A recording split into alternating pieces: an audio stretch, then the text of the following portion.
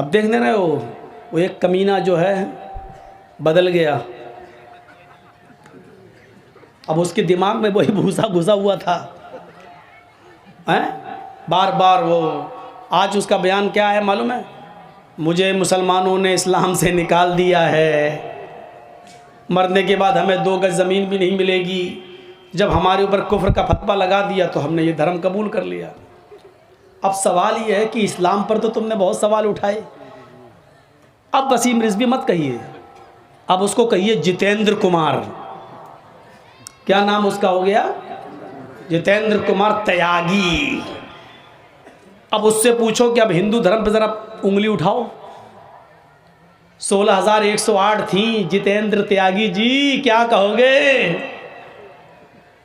अब उठाओ। मोहम्मद साहब की 12 बीवी पर बड़ी उंगली उठाते थे, अब जो 16,108 रखा था उसके ऊपर उठाओ उंगली। रामचंद्र जी को भगवान का दर्जा दिया जाता है, फिर भी रावण उनकी पत्नी सीता को लेके भाग गया, भगवान अपनी पत्नी को नहीं बचा पाए, अब उठाओ उंगली। अब तो जर्जीस तुम्हारी रात की नींद हराम कर देगा, अब उठाओ, अब उठाओ। कोई बात नहीं, चेंज हो गए, यहां किसी को परवाह नहीं है। अच्छा हुआ मेरे हिसाब से, बहुत अच्छा हुआ कि तुम बदल गए, उधर चले गए, क्योंकि अभी तक मुझे इस्लाम का भी दिफा करना पड़ता था और यह कहना पड़ता था कि वो रास्ते से भटक गया है। लेकिन अब गैर मुस्लिम होकर एक हिंदू धर्म में आकर तुम इस्लाम पर कीचड़ उछालोगे तो कोई फर्क नहीं पड़ता। इसलिए कि आरएसएस बजरंग दल पहले ही से उछालते हैं, तुम भी तो उन्हीं के पालतू कुत्ते हो, तुम तो अपने आप उछालोगे, कोई फर्क नहीं पड़ता हमारे ऊपर, इस्लाम के ऊपर भी कोई फर्क नहीं पड़ता। बड़ी टिप्पणियां हो रही हैं, मैंने भी एक कमेंट किया था, सब कुछ बदल गया, अपनी मशीन कैसे बदलोगे?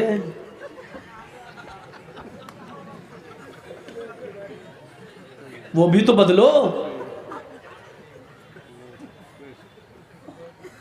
मोदी जी उसको चाहिए कि अमेरिका भेजकर उसका खतना ख़त्म करवाएं, क्योंकि इंडिया में तो कोई ऐसी सर्जरी है नहीं कि जिससे खतना ख़त्म हो जाए। वो बीच वाली मशीन से ज़िंदगी भर मुसलमान ही रहेगा। वो अलग बात है कि उसका कुछ भी हो, कहीं भी चला जाए किसी भी, लेकिन मिडिल में जब वो कभी पेशाब करने जाएगा तो कहेगा कमबख्त यही चीज़ तो और कहीं बदल गई होती तो अच्छा होता।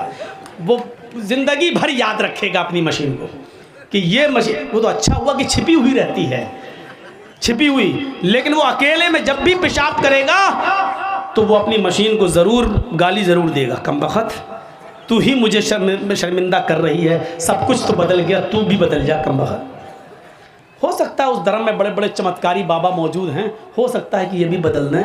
हम तो मशवरा देंगे रिजवी साहब, किसी हॉस्पिटल में जाके उस बीच वाली चीज़ को ख़त्म करा दीजिए और बीच वाले ही बन जाइए, वो सबसे अच्छा मशवरा है मेरा, क्योंकि ये बीच वाली चीज़ तुम्हें ज़िंदगी भर जीने नहीं देगी, जीने नहीं देगी, यही तुम्हें ललकारती रहेगी।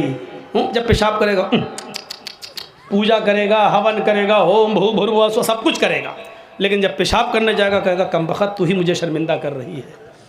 यहीं से मैं मुसलमान नहीं, यहीं से मैं हिंदू नहीं हूँ, यहीं से मैं त्यागी नहीं हूँ, यहीं से मैं ये नहीं हूँ। ये चीज़ उसको ज़िंदगी भर लानत भेजती रहेगी, कहीं ना कहीं तो छाप अभी बाकी है। तो अब ज़िंदगी में जिसके दिमाग में जो घुसा होता है वही, तो यहाँ से बीच से मत उठिए। मेरे भी दिमाग में वही घुसा हुआ, हैदराबाद वगैरह में एक दो बार ऐसा हुआ, बीच में एक आदमी आया, मैं समझा कहीं जा रहा, उठाया, बंद कर अपना, है क्या हो गया, उठाया, चली कुर्सियाँ, माइक फेंके गए, ये हुआ, अंडे चले, टमाटर फेंके गए, बहुत कुछ हुआ हमारे साथ हमारी ज़िंदगी में। खैर अब तो अल्लाह का रहम व करम है। तो मेरे भाइयों, तीसरे इस मंत्र पे गौर कीजिए, ऐशाए, ऐश लोगो, इसका तर्जमा भी वही हुआ, आए लोगो, ऐशाए ईश्वर देगा, ऐश हाय लोगो, ऐशाए ईश्वर देगा, मामहे मामह को, मामह, मामह का माना भी होता है जिसकी बहुत तारीफ़ की गई हो। मामा, इसका भी संस्कृत में हिंदी तर्जमा देखेंगे नालंद विशाल शब्द सागर में, तो मामा के आगे लिखा है प्रशंसक, जिसकी बहुत तारीफ़ की गई हो, प्रशंसित, जिसकी बहुत तारीफ़ की गई हो। एश यानी मोहम्मद, एश ऐ लोगो, एश आए ईश्वर देगा, मामहे मामह को, नराशंस को, मोहम्मद को क्या देगा? शतन निष्कान, शत 100, निष्कान सिक्के सोने के, शतन निष्कान क्या देगा? 100 सोने के सिक्के। दशस तराजा, 10 इस तराजा हार, 100 सोने के सिक्के, दशस तराजा 10 हार, त्रीणी शतान्य वर्तान, त्रीणी 3 शत 100, शत 100, त्रीणी 3 शत 100, त्रीणी शत 300 वर्तान, अरबी घोड़े। एक एक चीज का तर्जमा देखिए, कोई पंडित भी नहीं बताएगा, अल्लाह की कसम पोल खुल जाएगी उसकी। त्रीणी 3 शत 100, 300 वर्तान घोड़े, त्रीणी शतान्य वर्तान 300 अरबी घोड़े देगा। सहस्त्रा 10 गौनामा, सहस्त्रा भी बताया था 1000, सहस्त्र 1000 10 हजार, सहस्त्र 1000 10,000 गौ गाय। अब पूरे मंत्र का तर्जमा देखिए, ईश्वर मां महर्षि को मोहम्मद को देगा 100 सोने के सिक्के, 10 हार, 300 अरबी घोड़े और 10,000 गायें। ये मंत्र किसी पर पूरा नहीं उतरता सिवाय मोहम्मद रसूलुल्लाह के। सबसे पहले क्या है? 100 सोने के सिक्के। सोना बड़ा कीमती होता है। जब आपका बच्चा MBBS में एडमिशन लेना चाहे और थोड़े से अंक से फेल हो जाए और 50 लाख रुपया मांगा जा रहा हो कि दे दीजिए आपके बच्चे को MBBS में एडमिशन हो जाएगा, तो आप ऐसे मौके पर अपना सोना तक बेच देते हैं अपने बच्चे के पढ़ाने के लिए। 100 सोने के सिक्के का मतलब 100 कीमती लोग। और इल्म एक ऐसी दौलत है जो सोने से भी ज्यादा कीमती।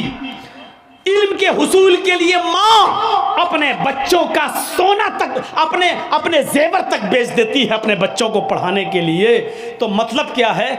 अल्लाह मोहम्मद को ऐसे 100 आदमी देगा जो सोने के सिक्कों की तरह कीमती होंगे, यानी इल्म हासिल करने वाले होंगे।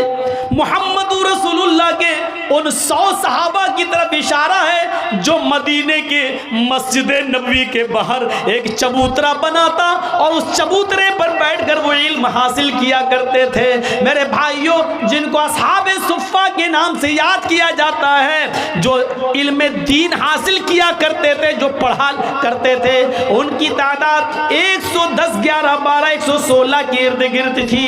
इसलिए अथर्ववेद के अंदर लगभग आया है कि ईश्वर मामा ऋषि को देगा लगभग 100 सोने के सिक्के। लगभग का मतलब ये होता है कि कुछ ज्यादा या कुछ कम। तो मेरे भाइयों, 100 सोने के सिक्कों से मुराद अस्हाबे सुफ़्फ़ा, 100 वो सहाबा मुराद हैं जो नबी अकरम से इल्म हासिल किया करते थे और उन्होंने इल्म हासिल करने के लिए अपनी जमीन और जायदाद भी निछावर कर दी थी, अपने माँ बाप को भी कुर्बान कर दिया था, भाई ने भाई को छोड़ा था, भाई ने बहन को छोड़ा था, एक ने किसी, सब ने रिश्तेदारों को छोड़ा, किसी ने जमीन छोड़ी, किसी ने जायदाद छोड़ी, लेकिन वो मोहम्मद रसूलुल्लाह से पढ़ने जरूर आया करते थे। ये तादाद उनकी इसी 100 के इर्द गिर्द घूमती है। शतन निष्कान अल्लाह मामा को देगा 100 सोने के सिक्के, 10 हार।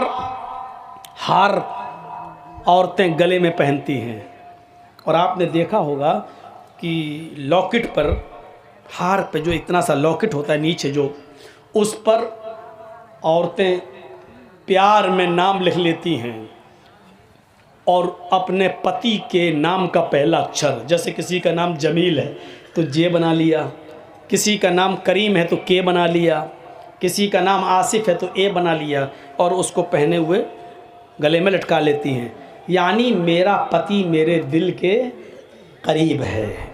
आजकल तो खुराफाती लड़कियां भी यही सब कर रही हैं, अपने आशिकों का नाम लटका लिया, और लड़के भी कर रहे हैं। लड़के कुछ ज़्यादा ही दीवाने हैं, वो अपनी माशूकाओं का नाम यहाँ लिखवाते हैं, खंजर चलवाते हैं, गुदवाते हैं, ऐसा लिखवाते हैं कि वो कभी ना मिटे, यहाँ लिखवा। ये जुनून और पागलपन है। शेख अब्दुल्ला इब्न बास का फतवा अगर आप उठाएंगे तो आप पढ़ेंगे जिन्होंने अपने जिस्म को गुदवाया है, गुदवाया, अपने जिस्म पर लिखवाया है खंजर से, उससे जो मिटता नहीं है, ऐसा आदमी अगर मर जाए तो उन्होंने फतवा दिया है कि ऐसे आदमी की नमाज जनाजा जायज़ नहीं है और ऐसे आदमी को मुसलमानों के कब्रिस्तान में दफन नहीं किया जाना चाहिए। इतना सख्त फतवा दिया ऐसे शख्स के बारे में। हम सोचते ही नहीं है कि हम क्या कर देते हैं, नाम गुदवा रहे हैं। तो हार चुके दिल के बहुत करीब होता है, तो अल्लाह मोहम्मद को 10 हार देगा, मतलब ऐसे 10 सहाबा देगा जो मोहम्मदुर रसूलुल्लाह के दिल के बहुत करीब होंगे, जो नबी को बहुत महबूब होंगे, बहुत प्यारे होंगे। ईमानदारी के साथ बताइए, क्या ऐसे 10 सहाबा नबी के पास थे या नहीं? हदीस की किताबों में इन 10 सहाबा को आशरे मुबश्शरा कहा जाता है, जो इतने चहीते थे, इतने प्यारे थे मोहम्मदुर रसूलुल्लाह को कि अल्लाह के रसूल ने इसी दुनिया में एक एक का नाम लेकर एक एक को जन्नती कहा था। आए अबू बकर तुम जन्नती, आए उमर तुम जन्नती, आए उस्मान तुम जन्नती, आए अली तुम जन्नती, आए साद तुम जन्नती, आए सईद तुम जन्नती, आए अबू उबैदा तुम जन्नती। एक एक करके अल्लाह के रसूल ने उन 10 सहाबा का नाम इसी दुनिया में लेकर सबों को जन्नत में जाने की बशारत दी थी। उन्होंने इतना दिल खुश किया था कि अल्लाह के रसूल ने इसी दुनिया में उन 10 सहाबा को जन्नत में जाने की बशारत दे दी थी। मेरे भाइयों, ये दिल के बहुत करीब थे। हमारे हिंदू भाई इस मंत्र को देखें।